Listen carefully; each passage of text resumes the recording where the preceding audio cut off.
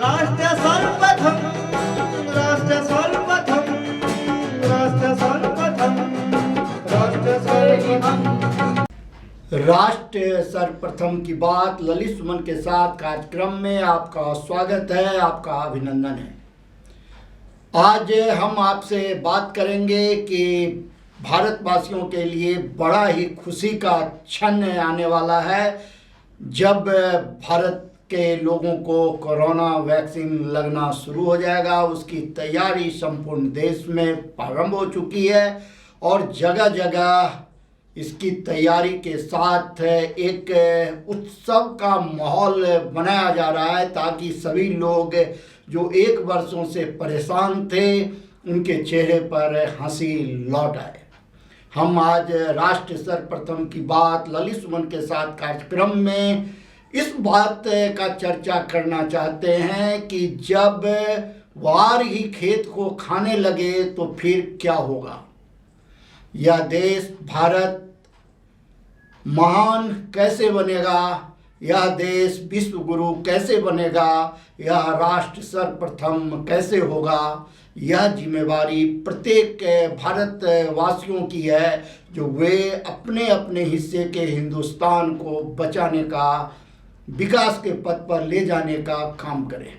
लेकिन जब खेत को वार खाने लगे, कहने का तात्पर्य यह है जो कि जिन्हें जो जिम्मेवारी दी गई है अगर वे अपनी जिम्मेवारी को निभाने की जगह कानून का उल्लंघन करने लगे, अपराधियों को संरक्षित करने लगे, अपराधियों को बचाने लगे और उनसे उगाही करने लगे, वे भ्रष्टाचार को बढ़ावा देने लगे तो फिर यह राष्ट्र सर्वप्रथम कैसे बन पाएगा, यह राष्ट्र विश्व गुरु कैसे बन पाएगा, भारत विकसित राष्ट्र कैसे हो पाएगा।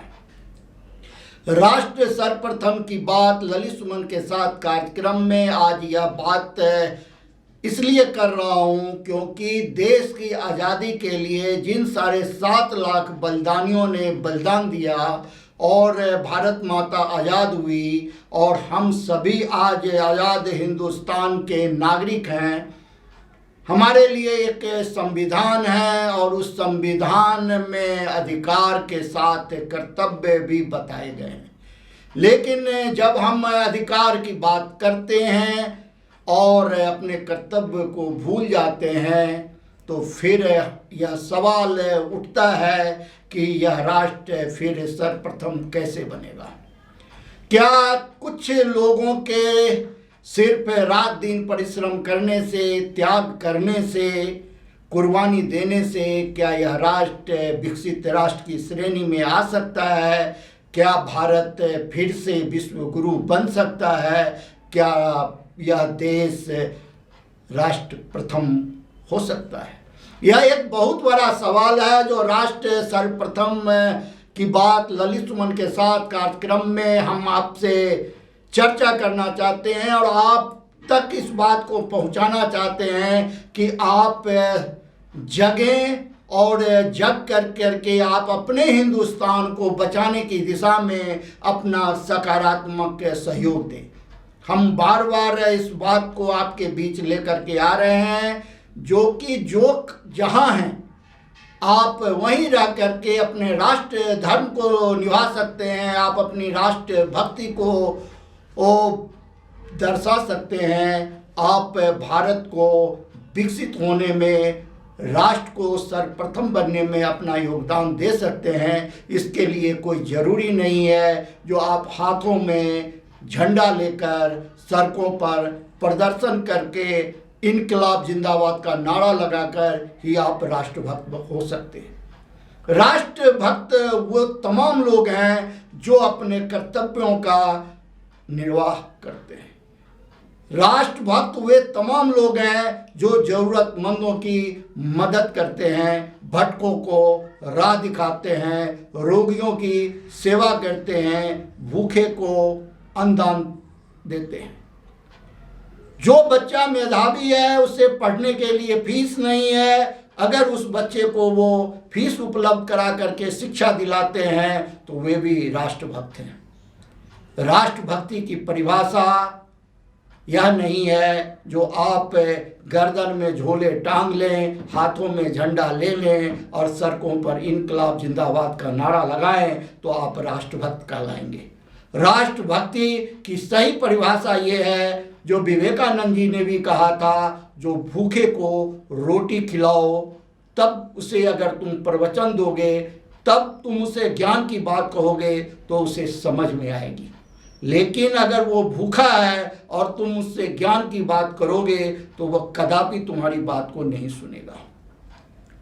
तो राष्ट्र सर्वप्रथम की बात ललित सुमन के साथ कार्यक्रम में आज हम इस बात का बार बार जिक्र कर रहे हैं कि खेत को जब बाहर ही खाने लगे तो फिर वो खेत कैसे बचेगा।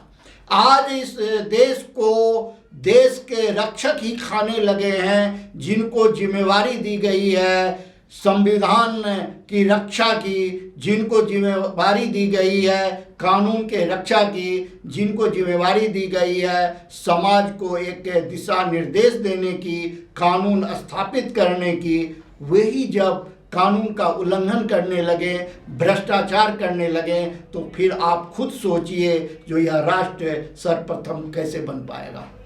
अभी समय है एक ब्रेक का, हम चलते हैं ब्रेक पर। हम ब्रेक से लौट करके आएंगे, फिर हम आपसे इस मुद्दे पर बात करेंगे कि राष्ट्र सर्वप्रथम कैसे बनेगा और किस प्रकार खेत को बाहर खाने लगा है, जो एक चिंता का विषय है। आप कहीं जाए नहीं, इंतजार करें, मैं तुरंत लौट के आ रहा हूं।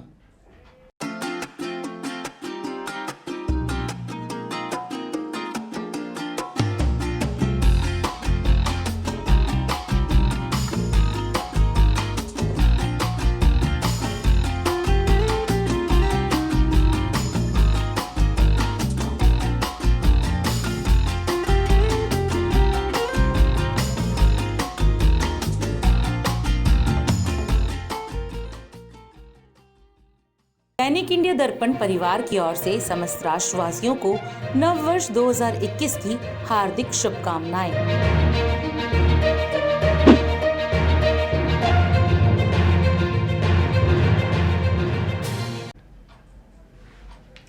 राष्ट्र सर्वप्रथम की बात ललित सुमन के साथ कार्यक्रम में ब्रेक के बाद आपका फिर से एक बार स्वागत है। हम ब्रेक पर जाने से पहले आपसे बात कर रहे थे जो कि किस प्रकार खेत को बाहर जब खाने लगे तो उस खेत की रक्षा कैसे हो सकती है। यह बड़ा ही चिंता का विषय है, क्योंकि कई मसले ऐसे आए हैं जो यह बता रहा है जो कि इस देश में अभी कानून को और सक्रिय होने की ज़रूरत है, कानून को सजग होने की ज़रूरत है, क्योंकि ढेर सारे ऐसे तत्व आज यहाँ इस देश में सक्रिय हैं जो कि इस देश को खाने का काम कर रहे हैं, भ्रष्टाचार को फैलाने का काम कर रहे हैं। सीबीआई के 4 अफसरों के खिलाफ सीबीआई ने ही छापा मारा है। आप यह सुनकर करके आश्चर्यचकित हो जाएंगे कि सीबीआई ने ही सीबीआई के 4 अफसरों को कानून के शिकंजे में लिया है, जिसमें 2 डीसीपी हैं जिन्होंने बैंक के घोटाला मामले में घोटाला कर्मियों से साठ-गांठ कर नियमित रूप से राशि लेकर उन्हें बचाने का काम कर रहे थे।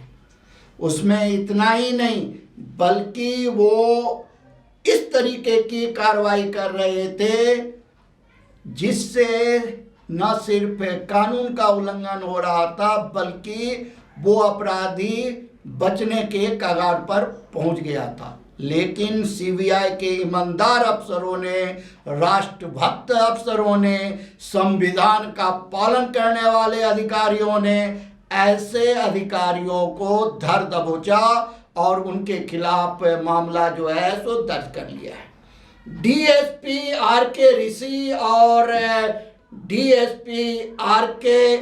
संगवान के साथ इंस्पेक्टर कपिल धनकर और स्टेनो समीर कुमार सिंह के ऊपर मामला सीबीआई ने दर्ज किया है। इन पर यह आरोप है कि इन्होंने बैंक धोखाधड़ी मामले में आरोपी को बचाने का काम कर रहे थे और उससे नियमित रूप से पैसे ले रहे थे। अब मामला सीबीआई के पास है और सीबीआई अधिकारी से ही जुड़ा हुआ है। यह सीबीआई के उन अधिकारियों के लिए कितना कठिन रहा होगा जब अपने ही विभाग के अधिकारी के ऊपर उन्हें कार्रवाई करना पड़े।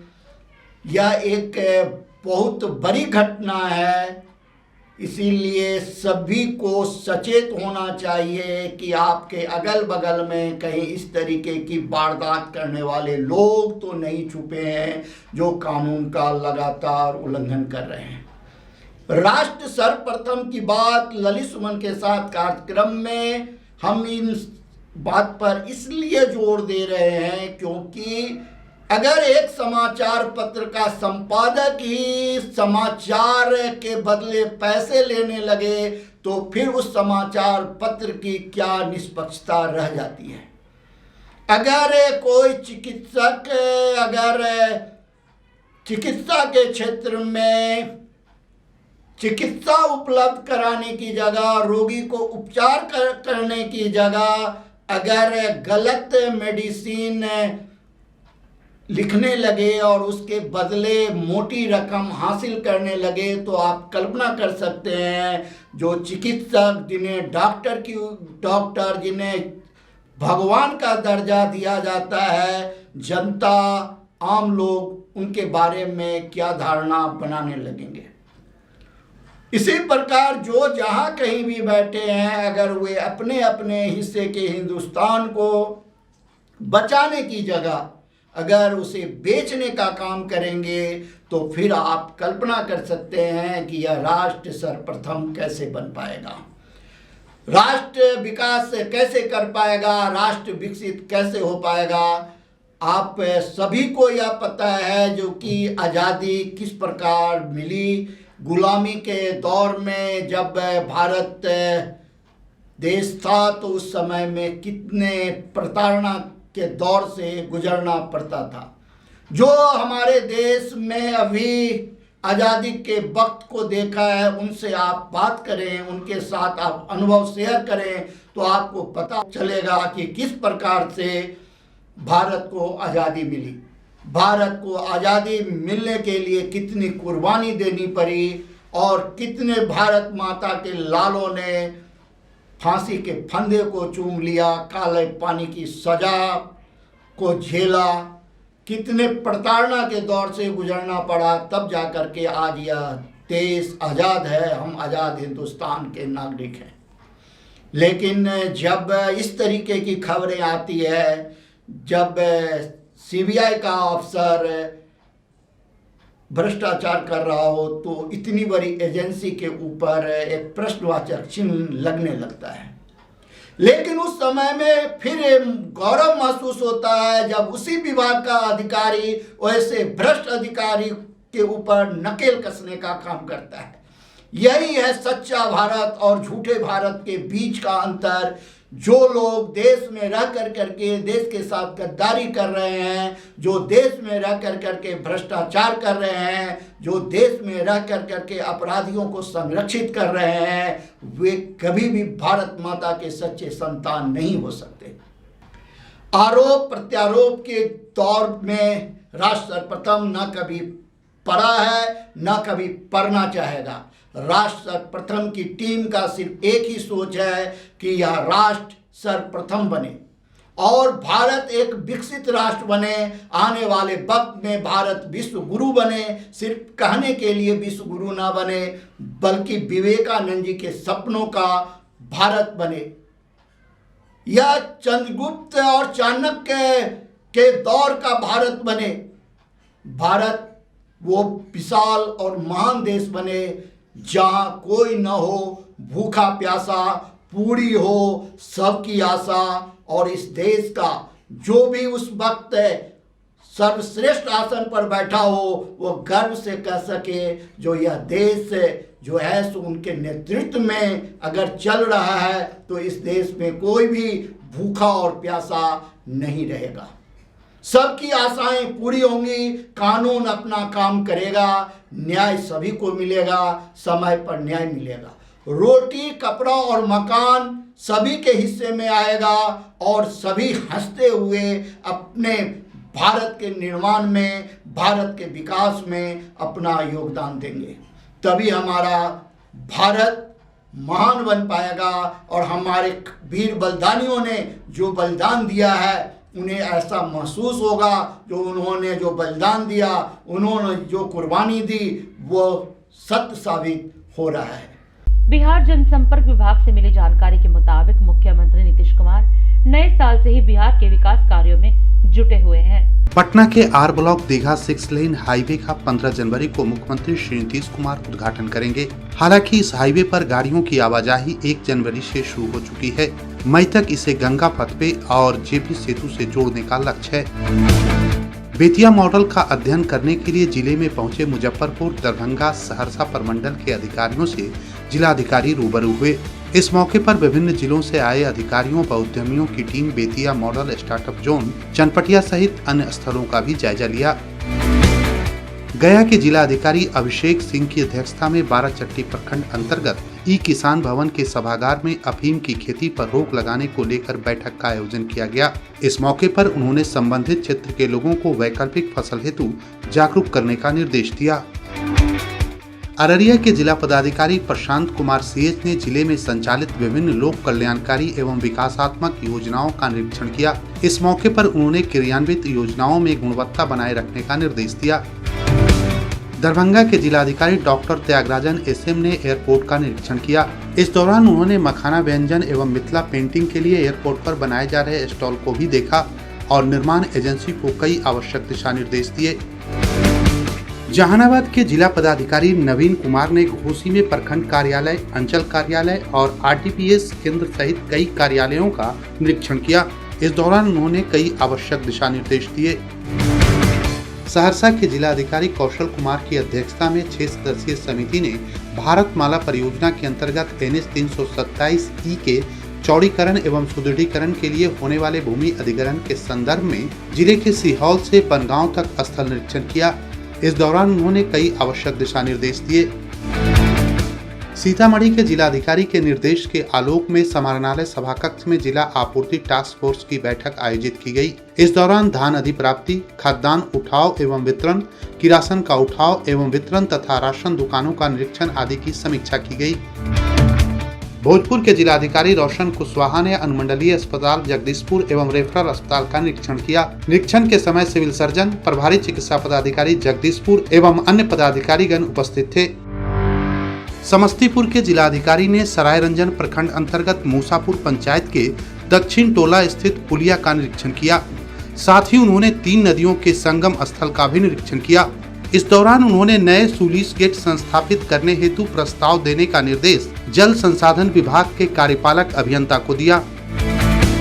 सिवान के जिलाधिकारी अमित कुमार पांडे ने कोविड-19 टीकाकरण के लिए की गई तैयारियों का प्राथमिक स्वास्थ्य केंद्र दरौंदा, अनुमंडलीय अस्पताल महाराजगंज तथा प्राथमिक स्वास्थ्य केंद्र वसंतपुर का औचक निरीक्षण किया और कई आवश्यक दिशा निर्देश दिए। बिहार के मुख्यमंत्री नीतीश कुमार ने आज 369.57 करोड़ रुपए की लागत से निर्मित अटल पथ का शिलापट अनावरण कर एवं फीता काटकर लोकार्पण किया। अटल पथ आधुनिक बिहार के आधारभूत ढांचे की महत्वाकांक्षी एवं अनोखी परियोजनाओं में से एक है। अटल पथ परियोजना की परिकल्पना वर्ष 2009 और 10 में की गई थी। पटना दीघा रेलवे लाइन की भूमि राज्य सरकार को हस्तांतरित करने का अनुरोध रेलवे से किया गया था। मुख्यमंत्री के प्रयास से वर्ष 2018 में रेलवे द्वारा ये भूमि राज्य सरकार को हस्तांतरित की गई। ये कुल 71 एकड़ भूमि है, जिसके लिए राज्य सरकार ने 222 करोड़ रुपए रेल मंत्रालय को भुगतान किए हैं। अटल पथ के लोकार्पण के पश्चात परियोजना के प्रारंभिक बिंदु पर नवनिर्मित पार्क का मुख्यमंत्री ने निरीक्षण किया और वहां वृक्षारोपण भी किया। मुख्यमंत्री ने इस मौके पर अटल पथ के निर्माण कार्य में बेहतर योगदान देने के लिए अवार्ड ऑफ एक्सीलेंस से पटना के पूर्व जिलाधिकारी Kumar Ravi, manager Deepak Kumar Mandal, DGM Ranendra Kumar, director गुआर कंस्ट्रक्शन लिमिटेड दीपक घारीवाल, मैनेजर ओम प्रकाश सिन्हा और A राधा कृष्णा रेड्डी को सम्मानित किया। इस मौके पर मुख्यमंत्री ने कहा कि आज जिस पथ का उद्घाटन हो रहा है उसका नामकरण श्रद्धेय अटल बिहारी वाजपेयी जी के नाम पर अटल पथ किया गया है। ये पथ भी अटल होगा। सब लोगों को इस बात का एहसास होगा। रास्ते के आसपास के इलाकों के लोगों को इधर से उधर जाने में असुविधा न हो, इसके लिए आरओबी का निर्माण कराया जा रहा है। बेनू वन के विकास के लिए हम लोगों ने काम करने की योजना बनाई और अनेकों बार इसका हम किया, लोगों के साथ परामर्श किया, बातचीत किया और ये तय किया था कि भाई इसका हम लोग एक्सपेंशन करेंगे, इसका विस्तार करेंगे। उस तरफ का जो भी हिस्सा है पहले वेणु वन, और ये आज से लगभग 2600 साल पहले भगवान बुद्ध का यहाँ निवास हुआ, इसी में स्नान करते थे। तो ये जो एक ऐतिहासिक जगह है और मगध साम्राज्य की राजधानी राजगृह में, और फिर जब भगवान बुद्ध आए थे तो उनको रहने के लिए यहाँ ही प्रबंध किया गया और उनके साथ उनके जितने फॉलोअर थे रहते थे और इसका बहुत ज़्यादा संबंध भगवान बुद्ध के साथ प्रारंभ से ही है। दिल्ली की बॉर्डर पर पिछले 50 दिनों से कृषि कानून के विरोध में आंदोलन जारी है। किसान कानून वापसी की मांग पर अड़े हैं तो वहीं सरकार संशोधन की बात पर। आपको बता दें कि अभी हाल ही में सुप्रीम कोर्ट ने भी किसान आंदोलन के ऊपर फैसला सुनाते हुए 3 नए कृषि कानूनों पर अगले आदेश तक रोक लगा दी। इसके साथ ही किसानों के लिए एक कमेटी का गठन किया गया जिसके साथ बातचीत करके समस्या का समाधान निकल सके और क्या संशोधन हो सकता है ताकि ये आंदोलन खत्म हो सके। जिसके बाद कोर्ट ने इस कमेटी के लिए 4 नाम सुझाए थे। इस पर किसान संगठनों ने कहा कि वे ऐसी किसी भी कमेटी के समक्ष नहीं जाएंगे जो पहले से ही इन कानूनों का समर्थन कर रहे हो। जिसके बाद कमेटी के एक सदस्य ने ये कहकर इस्तीफा दे दिया कि वे किसानों के साथ हैं। तो वहीं आज कांग्रेस पार्टी ने भी किसानों को समर्थन देने के लिए देशव्यापी प्रदर्शन किया। वहीं कांग्रेस ने आज किसान अधिकार दिवस के रूप में मनाया और किसान के समर्थन में सरकार के खिलाफ जमकर प्रदर्शन किया। एक ही मांग, एक ही नारा, 3 काले कानून वापस लें। कांग्रेस की मांग लगातार जब से 3 काले कानून पेश किए गए तब से कांग्रेस पार्टी राहुल जी, सोनिया जी विरोध कर रहे हैं। ये सरकार सुन नहीं रही है। 108 से ज्यादा मौतें 51 दिन से धरने पे बैठे रहना ये दर्शाता है कि सरकार कितनी एक तरह से क्रूर हो चुकी है। मोदी जी किसान मजदूरों की जो बात करने का दावा करते थे आज किसानों की सुन नहीं रहे। कितनी शहादतें लेंगे, यही बात लेके आए थे। 3 कानूनों को वापस लें, यही हमारी मांग है। आपको बता दें कि आज किसान आंदोलन की 9वीं वार्ता चल रही थी जिसमें एक बार फिर ये वार्ता बेनतीजा साबित हुई और अगली वार्ता 19 जनवरी को होगी।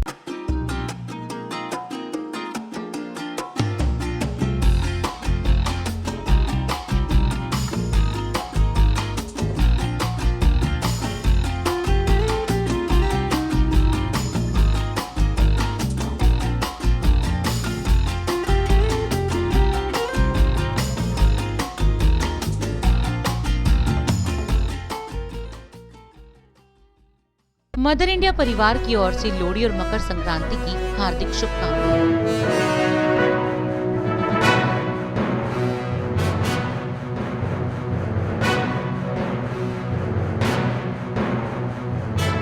राष्ट्र सर्वप्रथम कैसे बनेगा, इस संदर्भ में जो है आप क्या संदेश देना चाहेंगे? मैं आप सबसे ये विनती करना चाहता हूँ कि आप अपने कारोबार, बिजनेस ईमानदारी से और राष्ट्र की तरक्की के लिए अपनी जिम्मेदारी से काम करें जिससे हमारे राष्ट्र की उन्नति हो।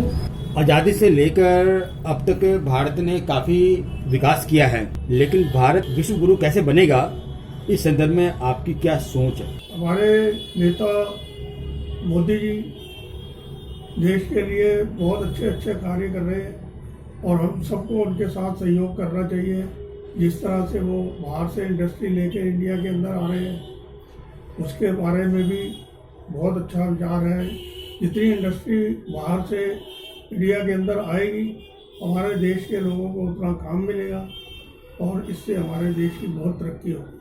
केंद्र सरकार और राज्य सरकार से आप क्या चाहते हैं और जनता को क्या संदेश देना चाहेंगे कि राष्ट्र सर्वप्रथम बनने में वे अपना क्या योगदान दें? केंद्र सरकार से पब्लिक की बहुत सी इच्छाएं होती हैं। आमतौर पर आदमी अब जहाँ रहता है, जिस सिटी में रहता है, उसके साफ सफाई, सड़कों का निर्माण और ट्रैफिक का कंट्रोल, पुलिस की अच्छी व्यवस्था होनी चाहिए। राष्ट्र सर्वप्रथम बनने में भ्रष्टाचार कितना बाधक है, इस संदर्भ में बताएं। बहुत ज़्यादा बाधक है, कोई काम ही नहीं हो पाता। इसके लिए ऑनलाइन सिस्टम तो है, लेकिन गवर्नमेंट ने किया है, लेकिन काम होता नहीं है। फिर भी उसके बावजूद भी लोगों को ऑफिसों के चक्कर लगाने पड़ते हैं। कोरोना काल में हमारे प्रधानमंत्री जी ने शुरू से ही बहुत अच्छा कंट्रोल किया। लॉकडाउन का असर तो पब्लिक के ऊपर बहुत हुआ, कारोबार के ऊपर भी बहुत बोझ पड़ा, जो लोग काम करते थे उनके ऊपर भी बहुत बोझ पड़ा। और ये जो इंजेक्शन इन्होंने कोविड का दिया है, ज़्यादा से ज़्यादा लोगों को फ्री ऑफ कॉस्ट लगाया। आज देश भर में मनाया जा रहा है 73वां सेना दिवस। भारतीय थल सेना के स्थापना दिवस को आज 73 वर्ष हो गए हैं। आज इस मौके पर राजधानी दिल्ली में कैंट में स्थित करियप्पा ग्राउंड में सेना दिवस परेड का आयोजन किया गया। थल सेना प्रमुख MM नरवणे ने परेड की सलामी ली और जवानों को संबोधित किया। तो वहीं chief of defence staff Vipin Rawat ने भी संदेश दिया। उन्होंने कहा कि हम उन वीर जवानों को श्रद्धांजलि देते हैं और उनका आभार व्यक्त करते हैं जिनकी कर्तव्य के प्रति वीरता और सर्वोच्च बलिदान हमें नए सिरे से दृढ़ता के साथ खुद को समर्पित करने के लिए प्रेरणा देता है। 15 जनवरी 1948 को आज के दिन फील्ड मार्शल KM करियप्पा ने भारत के अंतिम ब्रिटिश जनरल फ्रांसिस बूचर से भारतीय सेना की कमान ली थी। फील्ड मार्शल KM करियप्पा भारतीय सेना के पहले कमांडर इन चीफ बने। भारतीय सेना में फील्ड मार्शल का पद सर्वोच्च होता है। इसी उपलक्ष्य में 15 जनवरी को हर साल भारतीय थल सेना दिवस मनाया जाता है। आपको बता दें कि इंडियन आर्मी चीन और अमेरिका के अलावा दुनिया भर में तीसरी सबसे बड़ी आर्मी है। आज के दिन राष्ट्रपति कोविंद ने कहा कि देश आज भारतीय सेना के वीर महिला और पुरुष जवानों को बधाई दे रहा है। इस दिन हम उन जवानों को याद कर रहे हैं जिन्होंने देश की रक्षा के लिए अपना सर्वोच्च बलिदान दे दिया। तो वहीं PM मोदी ने जवानों को सेना दिवस पर संदेश दिया कि मां भारती की रक्षा के लिए पल पल मुस्तैद देश के पराक्रमी सैनिकों और उनके परिजनों को सेना दिवस की हार्दिक बधाई। आज हर भारतीय नागरिक को भारतीय सेना पर गर्व है जो दिन रात देश की रक्षा के लिए तत्पर रहती है। नई दिल्ली DCP ईस्ट सिंघल प्रवक्ता दिल्ली पुलिस से मिली जानकारी के मुताबिक नॉर्थ एवेन्यू पुलिस ने 3 लोगों को कोविड-19 के तहत फेक चालान काटने वालों को गिरफ्तार किया है। शकरपुर के रहने वाले प्रिंस ने पुलिस को सूचना दी कि वह अपने दोस्त के साथ ताल कटोरा गार्डन में बैठा हुआ था। तभी दिल्ली सिविल डिफेंस के 3 कर्मचारी खाकी वर्दी में उसके पास आए और अपने आप को SDM नई दिल्ली के कार्यकर्ता बताते हुए प्रिंस और उसके दोस्त को कहा कि उन्होंने कोरोना के चलते मास्क नहीं पहना है, इसलिए उन पर 2-2 हजार रुपए का चालान लगाया जाता है। 4,000 कैश नहीं होने के कारण उन्होंने चालान भरने के लिए पेटीएम नंबर दिया और पेटीएम में पैसे लेकर ये कार्यकर्ता रफू चक्कर हो गए। शिकायतकर्ता प्रिंस को उन पर शक हुआ तो उसने इसकी सूचना पुलिस को दी। पुलिस ने तुरंत कार्रवाई करते हुए इस मामले में 3 आरोपियों सन्नी, यशवंत राठी और लक्की को गिरफ्तार किया है। आरोपियों ने गुनाह कबूल करते हुए बताया कि उन्होंने SDM नई दिल्ली से कोविड के उल्लंघन करने के चालान की कॉपी की फोटो अपने फोन में ले ली थी, जिसके बाद उन्होंने उसका कलर प्रिंट आउट निकलवाया और वे लोग उन कपल को अपना टारगेट बनाते थे जो बिना मास्क के पार्क में बैठे होते थे। इन आरोपियों को गिरफ्तार कर पुलिस द्वारा आगे की कार्रवाई की जा रही है। देश में जहरीली शराब से मरने की खबर का सिलसिला थमने का नाम नहीं ले रहा है। जी हां, अब एक और नया मामला सामने आया है राजस्थान से, जहां भरतपुर जिले में जहरीली शराब से 7 लोगों की मौत हो गई, जिसके बाद राजस्थान सरकार ने बड़ी कार्रवाई करते हुए अनेक अधिकारियों और कर्मचारियों को निलंबित कर दिया है। सरकार ने मृतकों के परिजनों को 2-2 लाख रुपए का मुआवजे का भी ऐलान किया है। इस मामले पर ग्रामीणों का कहना है कि गांव में अवैध शराब की बिक्री का गोरख धंधा काफी लंबे समय से चल रहा है। शिकायत के बाद भी आरोपियों के खिलाफ कार्रवाई नहीं की गई। राजस्थान सरकार ने फैसला लिया है कि इस मामले की जांच संभागीय आयुक्त से कराई जाएगी। मुख्यमंत्री ने इस घटना को गंभीरता से लेते हुए आबकारी, प्रवर्तन प्रशासन व पुलिस के संबंधित अधिकारियों के खिलाफ कड़ी कार्रवाई करने का निर्देश दिया है। आपको बता दें कि ये मामला भरतपुर जिले के रूपवास थाना क्षेत्र के चक सामरी गांव का है। घटना के बाद रूपवास में आबकारी प्रवर्तन थाने के संपूर्ण स्टाफ को भी निलंबित कर दिया गया है और वहीं इस संबंध में 3 लोगों को गिरफ्तार किया है। आपको बता दें कि ये पहला मामला नहीं है, इससे पहले भी कई मामले अभी हाल ही में आए थे, जिसमें से एक मामला बुलंदशहर का है, जहां पर भी 5 लोगों की मौत हो गई थी, जिसके बाद प्रदेश के मुख्यमंत्री योगी आदित्यनाथ ने दोषियों पर कार्रवाई करते हुए उन पर रासुका और गैंगस्टर के अंतर्गत मामला चलाने का आदेश दिया था। तो वहीं दूसरा मामला मध्य प्रदेश के मुरैना से आया था, जहां पर जहरीली शराब से 12 लोगों की मौत हो गई थी। इन्हीं शब्दों के साथ हम आपसे राष्ट्र सर्वप्रथम की बात ललित सुमन में विदा लेते हैं और फिर हम आपसे मिलते हैं अगले कार्यक्रम में। राष्ट्र सर्वप्रथम, वंदे मातरम, जाग उठा है भारत। राष्ट्र सर्वप्रथम राष्ट्र सर्वप्रथम राष्ट्र सर्वप्रथम राष्ट्र सर्वप्रथम